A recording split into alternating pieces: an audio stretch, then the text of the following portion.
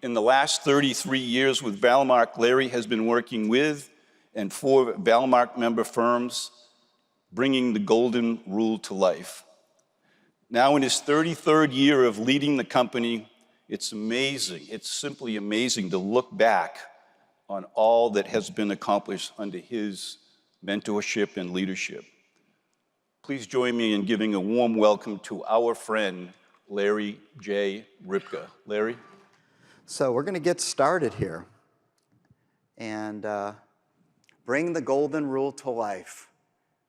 That's really what it's about. We've talked about best interest. We've talked about what's going on with the insurance companies we work with. We've talked about investments. But isn't it nice to just be able to sum things up that simply? It's simple, but just not easy. And yesterday I talked about, or last year when we met, we talked about the golden rule and what really defines us as Valmark. And I created a two-axis here. I think we could divide financial advisors into 4 different quadrants. The first is, do they really want to do what's right? That's maybe being all the way over. I don't think we have any Mother Teresas here, or you might have chosen a different line of business. But you really care about your clients, the outcomes that come from our recommendations. At the other end of the spectrum, we have those who care less, the Bernie Madoff end of the spectrum. And going north to south, we have, I don't think we have any Einsteins here, but close. We've got Bobby Samuelson speaking later on today or tomorrow. He's pretty close to that Einstein level. Then we have Homer Simpson at the other level.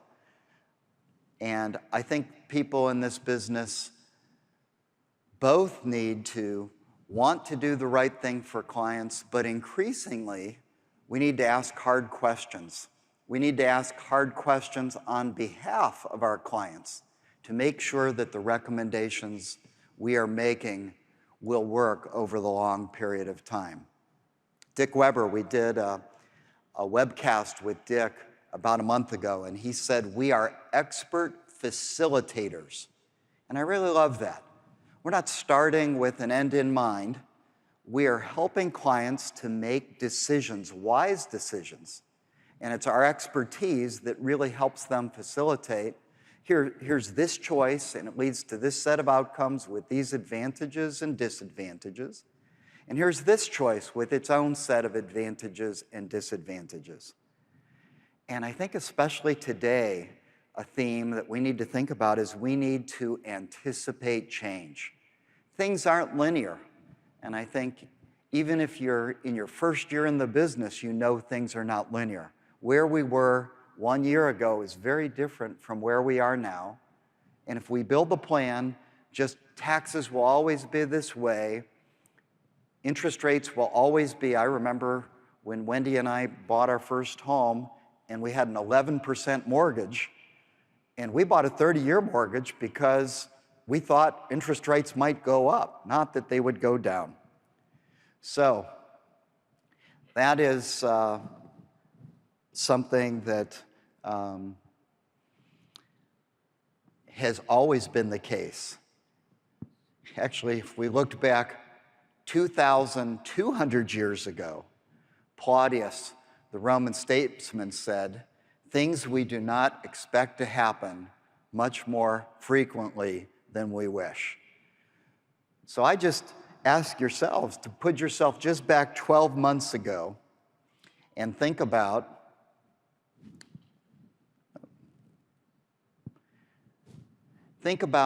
when we were here in the meeting and what we were anticipating things would be like. We were dealing with 3 years of straight, very strong economic growth.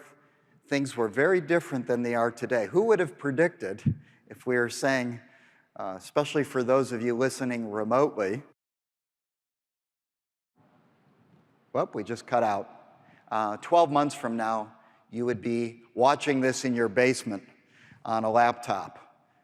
So a worldwide pandemic, Wild swings in equity prices. I remember being with some of you in March when this was all hitting, and it was just crazy. And again, helping your clients to stay calm is one of the most valuable things that you did during that time. One thing I'll be talking about tomorrow is just bond yields have been crushed and what that really means for the life insurance industry. The whole world was quarantined. Changes to almost every type of insurance product because of the changes in yield on bonds. These massive loans to businesses is attempting to rescue the economy. Distance learning for our kids, riots in major cities, and cancellation for sports events. Game 6 of the finals was right here in Orlando, but nobody attended. What would the odds of something like that have been? But things change. Now, I'll give you an update on Valmark and your individual practices. We have a 25% increase in firms above the $500,000 level this year. So this group has really, really prospered. We went from a very uncertain year in March when equity prices were down and we did our first quarter asset billing to now 4% up for the year with the final billing for the fourth quarter. Life insurance is up an astounding 65% year to date.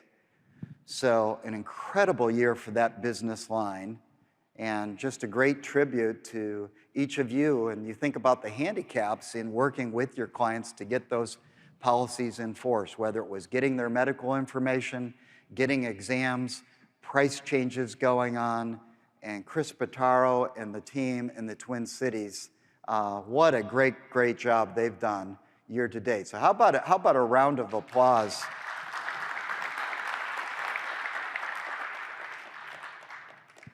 Our life settlement business up 120% over last year with 40 transactions in closing as we go into the fourth quarter. Valmark up 15% overall. 9,000 financial plans we're on track for this year. So Chris Fenifrock and Zach and their team, 10 new firms, our most in probably 15 years. The state of Valmark is strong, and Caleb has just done an incredible job of leading our team, and a lot of things behind the scenes happening this year, from getting everybody working remotely to make sure everything was still functioning. So we went through what normally might be 3 strategic changes in the course of a year, and things are very, very strong. Now again, looking back, I'm going to make some predictions, but it's good to look back and say, well, how has Larry done in the past with some of the predictions? And if I came up with a whole bunch of new things and I said everything changed and we got to throw the playbook out, that wouldn't be very good because you need consistent direction as a company and in your own companies. So if we look back to what I said at the 2017 meeting right here, I said that we would have lower and more transparent costs to the consumer. That has not been interrupted, maybe accelerated as clients get comfortable with working online and are finding more information for themselves.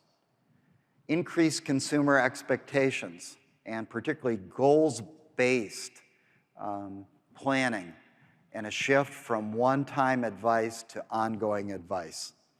Again, that's been accelerated in 2020. Continued press on bond yields. Boy, I sure wouldn't have predicted an additional 150 to 175 basis point drop in bond yields from last year. We all thought they couldn't go much lower, but they did. Disintegration of tied distribution networks through a number of things. It's just interesting to watch some of the remaining captive carriers and how they are struggling with rapid change. Big companies don't do well when everything changes very, very suddenly. So I think this is accelerated. And again, increased standards, particularly around cybersecurity. I've heard that attempted attacks on your clients' accounts are up 60 or 65%. So as the criminals are locked down and people are doing more things online, that has increased. So I don't think any of those basic recommendations that I made in 2017 have changed much, but a lot has changed. And early on, when the pandemic hit, Dan Sullivan sent something out about, I'd say, a week in, and it's something we watched over a couple times. I shared it with our executive team, and Dan's advice was, think about 3 things that each of you do that brought you to this place, that brought you your current success. And maybe some of those things have been disrupted because you can't get with your clients the way you used to, or maybe ways that you used to hire people got disrupted. But what are 3 things that are really, really critical that you need to get back into what you're doing? What are 3 things that you might have discovered that you never would have thought doing, or that you've changed during this last 6 months? And I think for some of you, or probably most of you, being able to service clients remotely, especially if they're in a different state, the clients are comfortable with this. You can do that better now. And if you gave all of your clients the choice to come back in person, I bet 20 or 30% minimum would say, you know, this works better for me. And it's keeping those new lessons or those new skills that you've learned. So 3 things during the last 6 months that you're going to incorporate going forward. And then finally, 3 things that as you think about what's going to be relevant in 2021, 2022, as you look out over the horizon and you say, 3 things are going to change and I need to adapt and get in front of them to continue to deliver services to our clients, to create value for them. And these are 3 things that are going to be important in the future. So I went through this exercise with our senior team. I went through this exercise with the Valmark Member Advisory Board. And I'd like to just share to you where we've settled in on these 3 things from the past, the present, and the future. They're not ghosts, like with the story of Christmas Carol, but these are the 3 things that I'd like to share with you. We've talked about some of them, but some of them are old, some of them are new. So first, embracing a best interest standard. I've been involved, really, I think, going all the way back to Dodd-Frank, lobbying Congress, the SEC, FINRA. I was involved with the state of New York adopting a best interest standard. It's not about what the regulation says. I think it's more about us thinking about the golden rule and asking that basic question: would I buy this for myself? How we document it, what the legislation says, that's all secondary to having a purpose of making sure the recommendations we make. Second, we'll talk about this, is hiring and investing in bright young people who are the future of our firm. We'll talk about what we did 20 years ago with the University of Akron CFP program and the fruit that that has brought. Third, embracing and reinforcing this business model. Internally, we call it 3 circles. It's insurance, where we started, broker-dealer, and advisory. Now, a lot of people would argue, oh, we should be fee-only, or insurance is the only product that's important. But a lot of our growth has come from recognizing if we are really going to serve clients the best, those solutions will come out of different circles at different points in time. And the business model of Valmark is to make it easy for each of you, whatever those best products are, whether they're insurance, broker-dealer or advisory to bring them to your clients. The scary times, as Dan Sullivan calls it. What are scary times? This is the last 6 months, and it was scary at the beginning. No one knew where this was going to go. And the lessons that we came out of with this is just accept the consequences of low interest rates and high volatility. And this impacts every recommendation, whether it's the portfolio you construct on the advisory side, the insurance products we represent, or a safe distribution rate coming out of the financial plans you built. I think one other thing that has happened that again is going to continue is we have to make it easier and easier for clients to understand and own products and to buy them and serve them electronically. Paper is gone, and I think adapting and finding ways to make it easier and easier to do business for the client.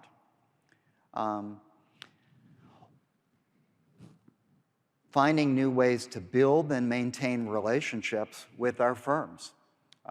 We have traditionally done a big trip where everybody's invited. You can buy into that trip. And in March, when we were looking at over $1 million of receivables, mostly of your money with cruise lines, I was saying, maybe this is something that needs to change, but we still need to do things that bring us together, where you can share ideas, where you can be with your peers, but it's going to have to change from how we did it before. Let alone best interest. Kind of there's one or two things in the SEC best interest standard, and we can no longer have incentives based on a particular type of product. So the new normal, serving clients on terms that they want, and whether it's how they schedule with you, remote meetings, how you share information as you think about, okay, some of my meetings are going to be remote. What does that look like if they're looking at this on a laptop? How do I make it easy for them to see this? How can we reformat things to accommodate a digital age? How can we get virtually everything with DocuSign and make it easy so that we don't need to make a 2-hour trip to get a signature on something? Making it, just thinking about all things that are now possible and what changes can we help our firms make along that line.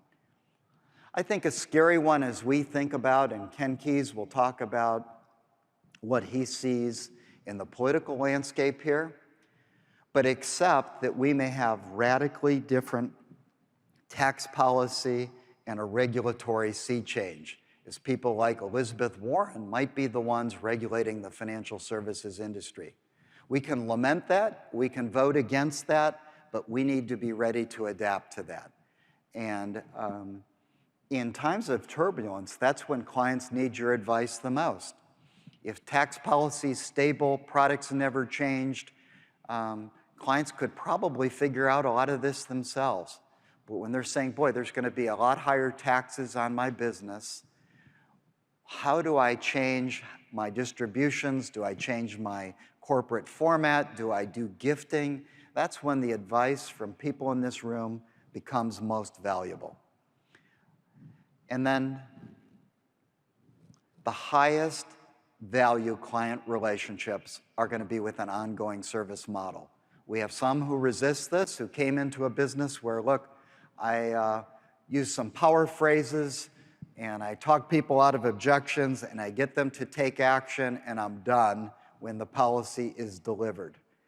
There's still going to be a place for that, but as things become more transparent and clients are saying, well, who do I work with? Those firms that provide ongoing advice and help the client to manage those products according to goals will be paid more than those who just want to keep a one-time service model. So let's go through those. First, I call them Old Normal 1. So practicing the golden rule. I think what draws people to this meeting, what makes people want to join Valmark, what makes us different, as we tried to capture in that video, is people in this room are drawn to a set of values because you genuinely care. You genuinely want to make recommendations that work for your clients. And that's not true of everybody in the financial services business. I think many of them either don't want to invest the time to really understand something and just take at face value what a wholesaler tells them, or worse yet, there's a small number who know what they're selling isn't going to work, they wouldn't buy it for themselves, and they just don't care. Well, I don't think that's true of anybody in this room, anybody watching remotely. What has drawn you is you want to make recommendations that will work for your clients. Stephen Covey talked about this idea of the speed of trust. He wrote this book. And he said, if we consistently do what we said we're going to do, if we consistently practice the golden rule and we develop a reputation for doing the right thing, we get a trust dividend. The client takes at face value what we have said. Advisors don't have to double and triple check everything that we said. They don't have to save every email because they're afraid they're being scammed. Likewise, those who consistently don't do that, either because they're not careful or they don't care, have a trust tax. Everybody's got to check. And I think that even extends to compliance. Doug Wilburn and his team have done a wonderful, wonderful job. And when we do our member surveys, to have our compliance area rated at a 4.3 out of 5 is incredible. And that's because many of you have come from other firms where it was more difficult. Well, that's a trust dividend that results from working with people who genuinely want to do the right thing. And we don't have to check everybody and double and triple check everything because we've let the wrong people into the organization. That's a trust dividend that directly impacts how we run our business. So that's not going to change. That's part of what started us 57 years ago. It's part of what brought us here, and it's part of what will move us forward. And the golden rule is not up for negotiation. Second thing is the value of a farm team. Valmark is headquartered in Akron, Ohio. We have an office in the Twin Cities for our insurance processing.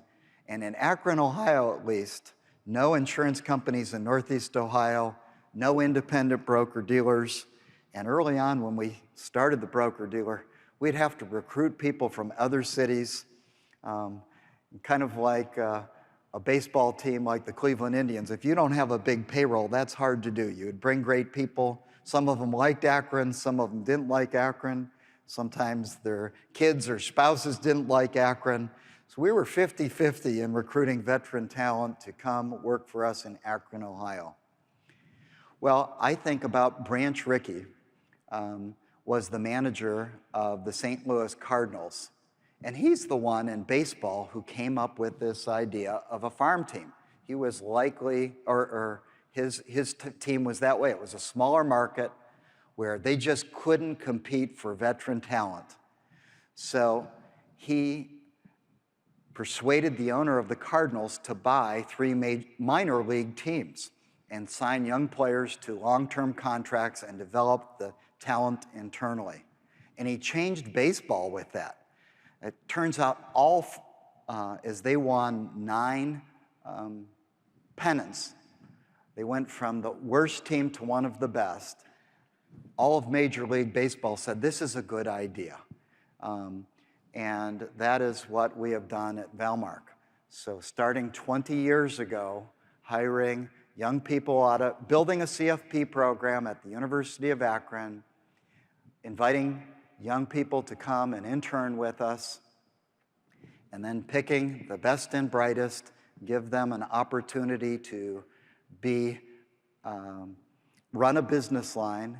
Looking at Caleb Callahan here, Caleb Callahan and Michael McCleary and Craig Welsh, among that earliest group of interns that we hired, and now these folks are running the company. Michael and Caleb are shareholders with me, but it takes a long time.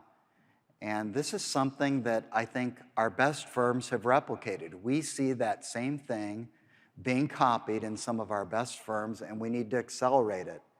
And Emily is going to be talking about that at Member Summit. Actually, as I looked at the people who are speaking, we have 6 people from Valmark on the program, and 5 of the 6 came out of our University of Akron CFP program. And it's something we won't stop. We were interrupted, but it's part of the reason we're back in person. We have 14 interns. We cannot stop that because that is where the future of the company is. That is how we have built the firm, and something that is not open for compromise. Somebody asked the question, when is the best time to plant an oak tree? The answer is 20 years ago. When's the second best time to plant an oak tree? Today. So you've got a short-term hiring need, and the impulse might be, well, let's go out and fill that right now. We don't have time to do this. We'll get this to this later. But if you take the time and invest, and we want to help you do that in hiring young people, that might be the successor to your practice. That's what's going to keep you growing. And again, in this unmeeting that we're having discussing this, we've asked some of our firms that have executed this consistently to talk about what it means for them. But it's probably the best decision. If you make the decision to do this today, it will be 5 years from now. You will say, this is great. So I talked about the 3 circles. Again, something really our business was built on. When Dad started this business in 1963, we were 100% in the insurance business and led Minnesota Life for 21 years in a row. So I see some faces in the room here that moved with us when we started the broker-dealer in 1996. But when we started the broker-dealer, it was just so that our advisors could have access to multiple variable products from multiple companies. And at the time, that was an innovation. It's hard to imagine that and think about that at this time, that was an innovation. But it was really to extend the insurance business as products became securities-based, variable life and variable annuities. So about 10% of the $15 million that we moved over, 1.5 million, was mutual funds, asset management programs. And today, asset management exceeds insurance. So things have changed. Now, I think about 10 years ago, our life insurance business, most of it was universal life with secondary guarantees. And if we were having this meeting 10 years ago, there would have been 15 companies that had a product that you could use. They all seemed about the same, and it was all about where could we get underwriting.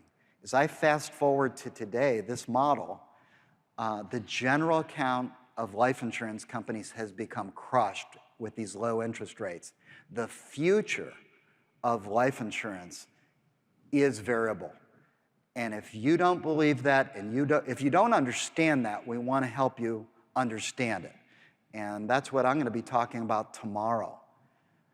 It's what I own personally, but what has happened in the last 7 months is changing the life insurance business more than ever.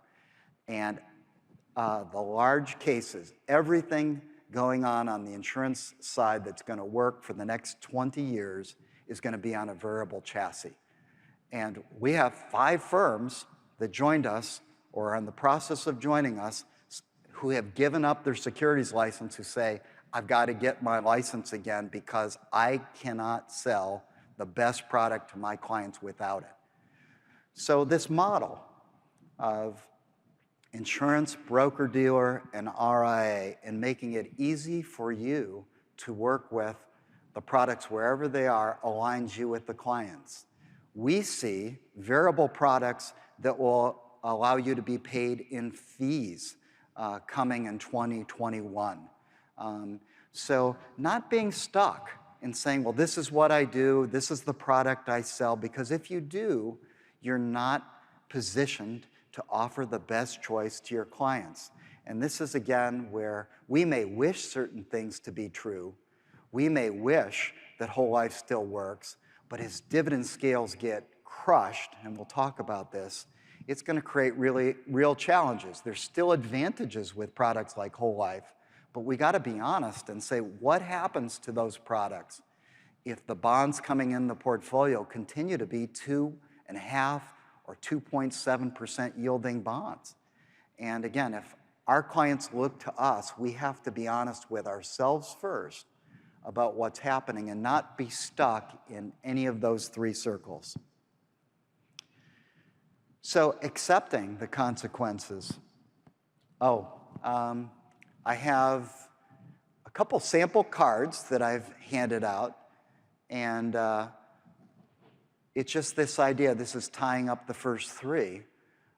For those of you who want, we will customize a card for your firm. I've passed some of them out to people in the audience that just talks about how your clients have made a decision by buying particularly life insurance products to protect the next generation, to pass on a business, to protect their family.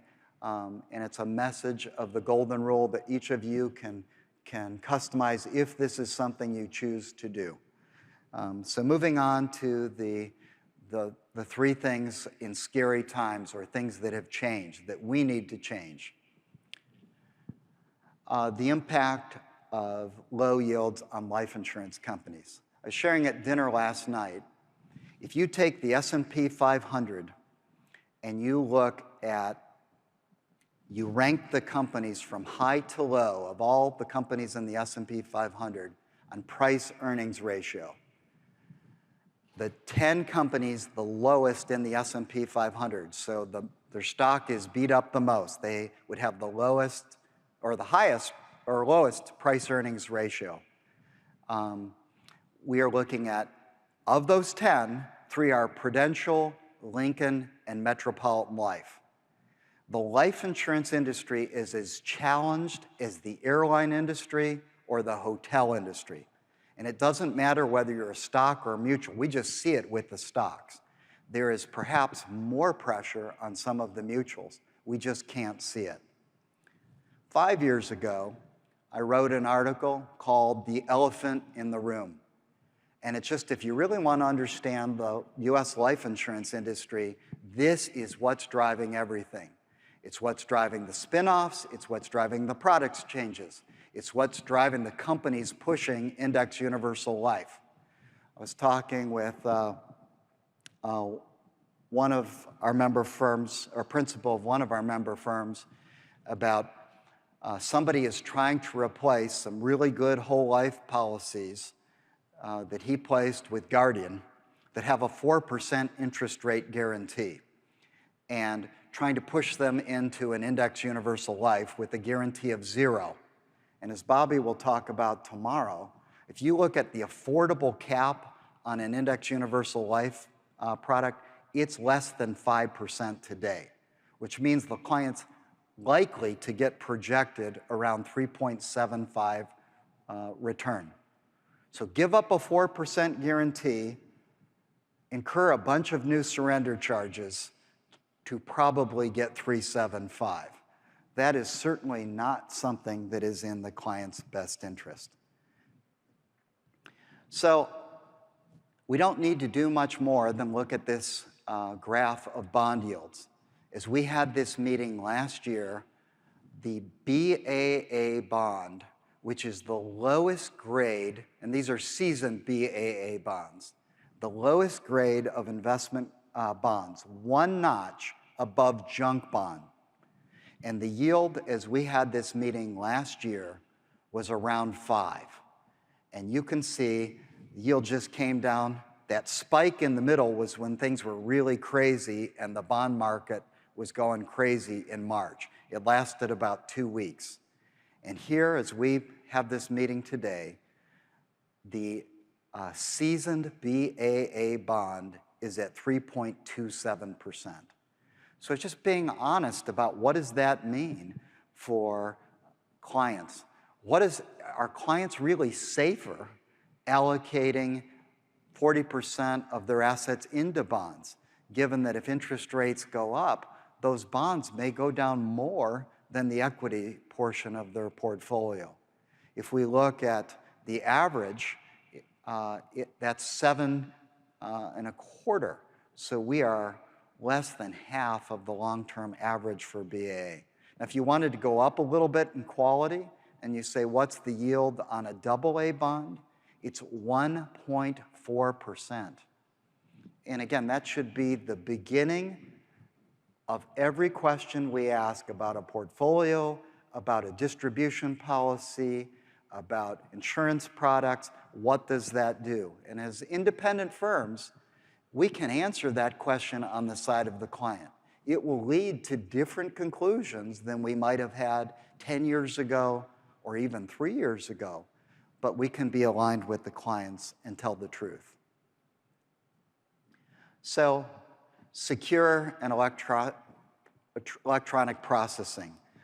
Again, I want to give special recognition. They are here today to Chris Finnefrock and Judson Forner for what they were able to do this year in terms of electronic processing.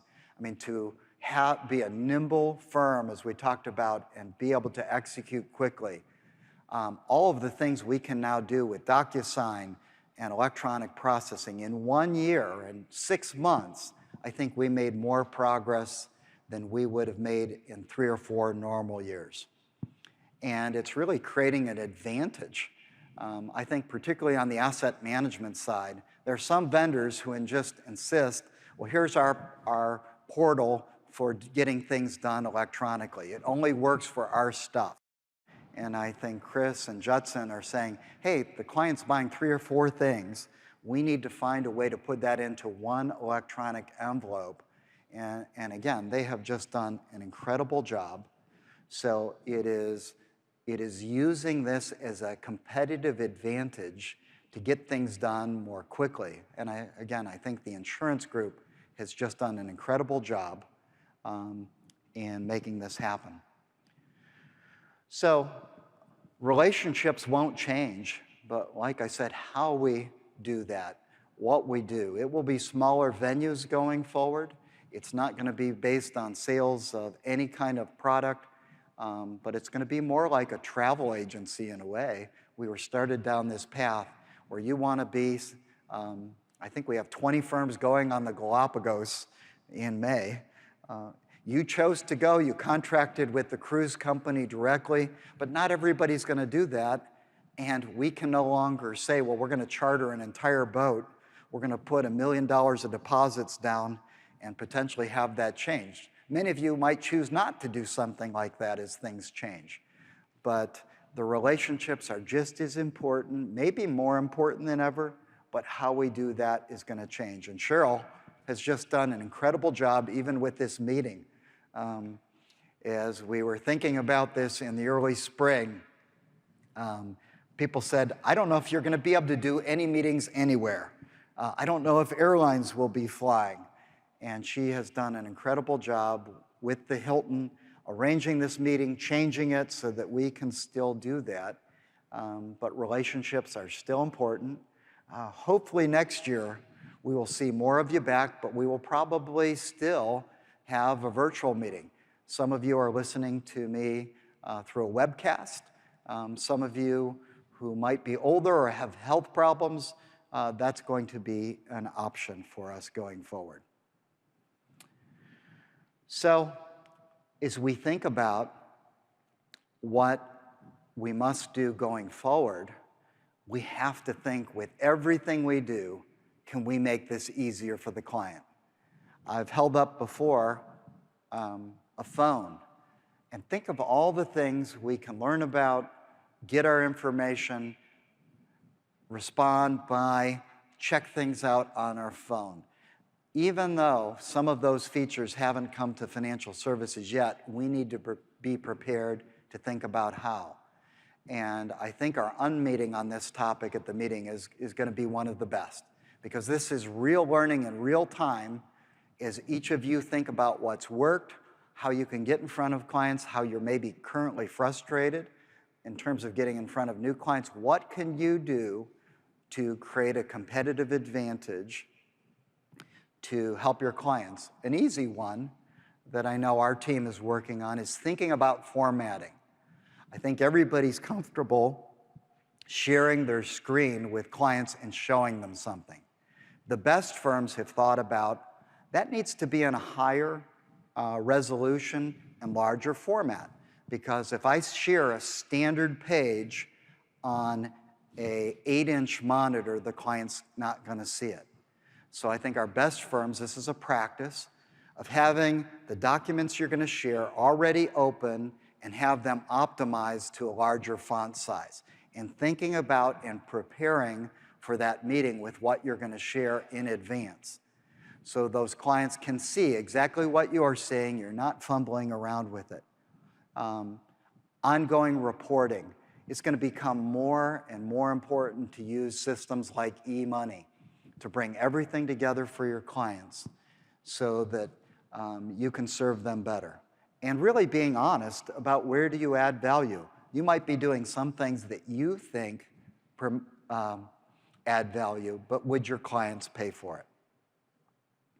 Be prepared for a tax and regulatory sea change.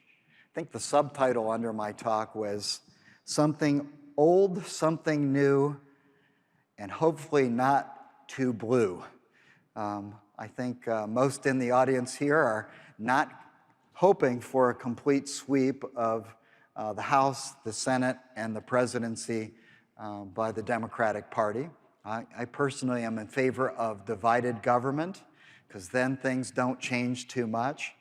But we really need to be thinking about that. And I know many of you have capitalized on preparing for a blue wave, that presentation that we put together on the estate planning side. What are things that your clients can do in the next month and into November, anticipating significant changes in income taxes and estate taxes? If you don't have that presentation, and you want one great sales idea to take home with you and implement starting Friday, make sure you get that presentation, the accompanying articles. Chris Finfrock and his team have even built the modeling, so you can model this for your clients and say, if the Democrats did everything that they said they would do, here's what your situation looks like, and here's some action that you can take create a lifeboat in case of a blue wave. So, one-time versus ongoing service. How many of you, this doesn't look like a Christmas present, but thought you would save some money buying the thing that said it came with easy instruction to assemble something for your kids on Christmas? I've got lights shining in my eyes, but let me see a show of hands. You bought something to save the money. You thought you'd put that bike together yourself. I remember we bought a go-kart for Lance once. I didn't know it needed assembly. You know, I didn't read carefully enough, and this pallet gets dropped off. Now again, if you're assembling a little plastic toy and you're missing a piece, that probably isn't so bad, but if the wheels on the go-kart come off because you don't know how to put them on or you don't have the right tools, I would have paid a lot of money to have somebody put together that go-kart for me. And I think the same thing is true with financial services. There is the biggest margins, the best opportunities are providing ongoing service and removing complexity for clients, bringing it all together, updating their plan, not only telling them where they are, but what adjustments do we need to make in your plan? Everybody's plan, every financial plan that we've done needs adjustment because of these low interest rates, if nothing else. Every financial plan should have a contingency. What happens if tax rates go up significantly? every estate plan is going to be needed to be updated. And that is an opportunity. That's not a problem. That is an opportunity for the people in this room. So, summing it up, I challenge each of you to think about during the next 2 days here, what are 3 things that you did that brought you here, that are key to your success, that maybe you've gotten interrupted on, that you need to get back into play for 2021? What are 3 things that you've learned during this time that you might not have even thought about that you need to continue and put more resources in because it serves clients better? And what are 3 things that you are going to need to do in the future that make your firm even more successful, provide more value to clients, that are the 3 most important things that you're going to have to do? I think discussions among you as peers, you're going to come up with some great, great ideas, and the discussions over the next 2 days will be very, very valuable to your practices and to your clients as you think about that. And I'm pleased to have my son Lance. This was a last-minute ad on Friday night. We were talking about, where are you going? I'm going to Member Summit. And he says, you know, I could drive there. I could be there. And he says, why don't you come? So on the last moment, we decided to have Lance join us. And I thought about this Superman here. Those of you, I remember the year that Phil Harriman was president of $1 Million Roundtable. He invited my dad and Lance to come. Lance was, I think, 6 or 7 years old. And the people at $1 Million Roundtable said, oh, children aren't allowed in this meeting. You know, this is just for adults. Lance would pull out his badge and his special letter from Mr. Harriman that let him come to that meeting. And he says, I'm allowed to come. I have a special letter from President Harriman that gets me into this meeting. And I was privileged. Phil asked me to give a talk that's usually given by the insurance company president that $1 Million Roundtable represents. And he asked me, as the president of his broker-dealer and advisory firm, to give a talk. And the title of my talk was Life Insurance Superheroes, because coming to that meeting, Lance said he wanted to be a life insurance superhero. So some of you, your practice is life insurance. Most of you have a holistic practice where life insurance is, in some cases, a small part of what you do, but it's giving advice, and we really can be superheroes for our clients. And as I think about the future, I'm excited about the future for the people in this room, for the people at Valmark who serve you. I'm excited about all the young people that we see here visiting. I'm excited about the firms that are looking at us. But I think we have some incredible strengths to build on going forward. And it starts with bringing the golden rule to life, not a compliance standard that's pushed on us or something that's forced on us, but starting with our heart about wanting to do the right thing.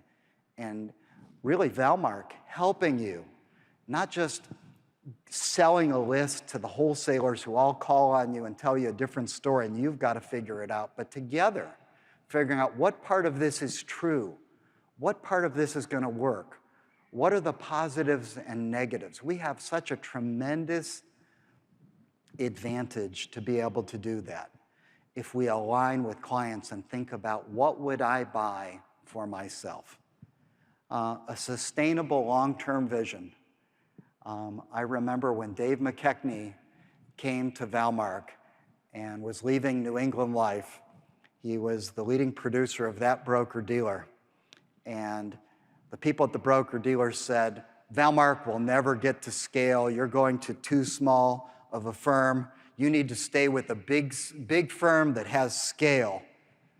Well, New England got absorbed into Met. They picked up General American and Walnut Street and Travelers and the Met broker-dealer. And with 8,000 reps, They were losing $100 million a year. And Valmark is still here. We do have scale and a sustainable long-term vision because it's not based on pushing a product. It's not based on pushing the Met variable annuity with the 6.5% GMIB. It's based on delivering advice that will change over time. And the companies you work with, the products we sell, the asset management programs that you offer, and the financial plans will change, and we can be aligned with the clients.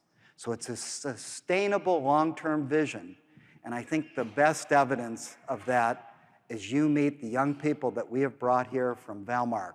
We are investing in the future because the future is bright. Scalable systems. Behind the scenes, again, Chris Bottaro and Chris Finfrock and Judson have created systems that we are operating at efficiencies we never would have imagined just 12 months ago. So the crisis has forced us to do things better, faster, and allow us to serve you better. I fully expect that when we do our survey this year, we will get the highest scores ever because the innovation that has been forced in great difficulty. I talked to many of you. You said the service has never been better in spite of the challenges with changes at carriers and disruption that was created by the pandemic. On the insurance side, again, I'll talk about this tomorrow. Only separate account products are going to be the product that's going to work. Now, there'll be term insurance, there might be long-term care, but even that's now going onto a separate account chassis because it's impossible for insurance companies to take a bond at 2.75%, pay us as distribution, set up the reserves, and provide long-term value. So if you want to be in the insurance business, and I think everybody here is FINRA licensed. A couple people coming over aren't at this meeting. If you're listening, if you only have a fixed insurance license, you are either going to have a very small subset of products and companies that you can offer, and you're going to sell a lot less, or you're going to be trying to push something the insurance companies and everybody knows isn't going to work. So it's going back to those three circles. And then finally, I'll close on this, and it's really what this meeting is about. You chose to come here mainly not to hear what I had to say or people from this platform, but to be with your peers. This is a group that shares their best ideas. This is a group when we want to do an innovation, whether it was the policy management company or whatever we're doing, helping you hire interns. There is a group of you who are going to do this on your own, and we do this in a pilot. It is your ideas that are the rocket fuel of the future of this firm. So don't miss the opportunity to share with your peers and think about 3 things old, 3 things new, and hopefully not too blue. So thank you very much for your time.